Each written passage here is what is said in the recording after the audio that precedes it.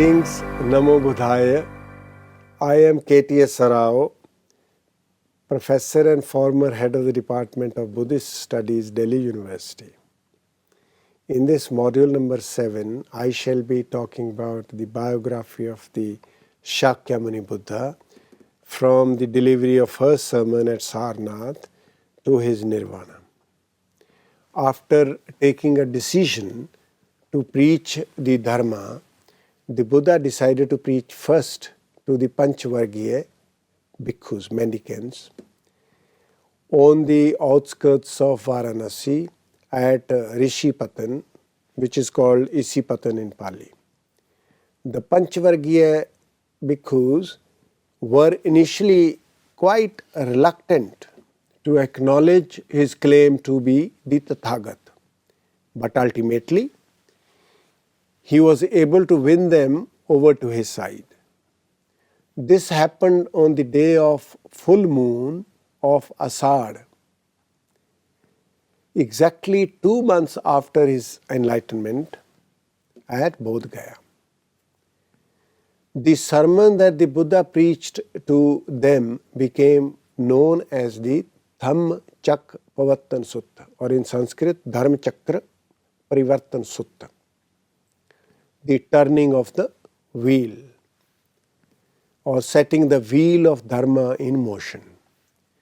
The discourse was followed 5 days later by the Anitya Lakshan Sutta, in which he delivered his teachings of Anatman, that is Anatta, no self, and Anitya, that is Anicca, impermanence. After converting 61 men, 60 of them attained arhatship. After hearing the Dharma, and 2 women, he sent these arhantas into different directions to preach the Dharma.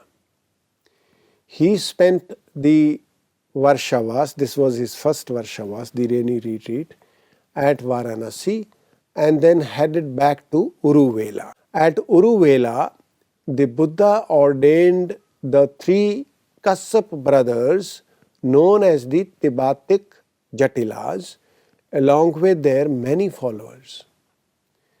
Though the Buddha succeeded in winning over the Tibatik Jatilas by performing miracles, something the Buddha himself thought was undesirable and dangerous, and some local tribal communities, his success in the Gaya Dharma Kshetra appears to have been very limited. Remarkably, the Gaya Dharma Kshetra became an important center of the Buddha's detractors under the leadership of Devdutt, and he is not known to have visited the Gaya Dharma Kshetra region more than twice after the enlightenment.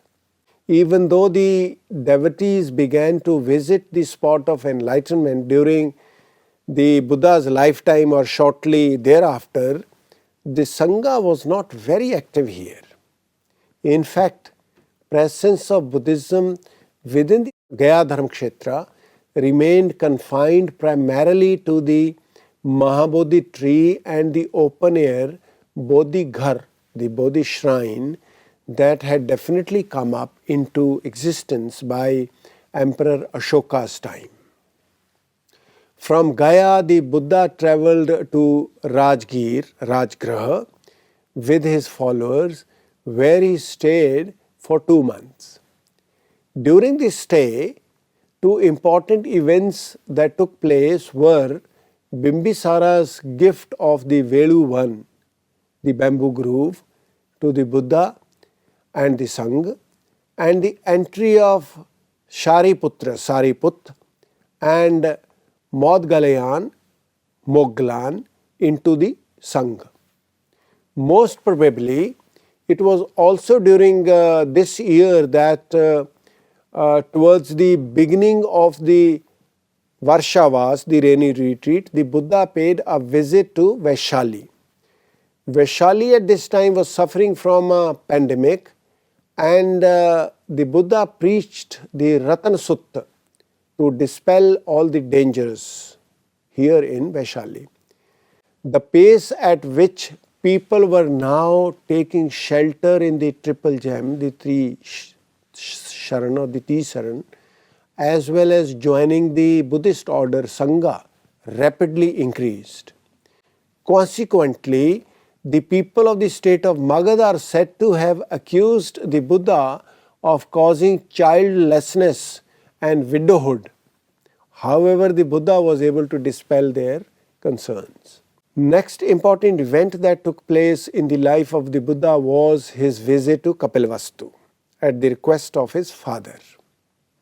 Here he stayed at the Nigrodha Aram. As the Buddha's kinsmen doubted his powers, he performed the Yamak Pathariya miracle of the double appearances to convince them. The next day, he went on a begging round in the city as no one had invited him to a meal. At this, Shuddhodhan, the Buddha's father, was deeply embarrassed and grieved.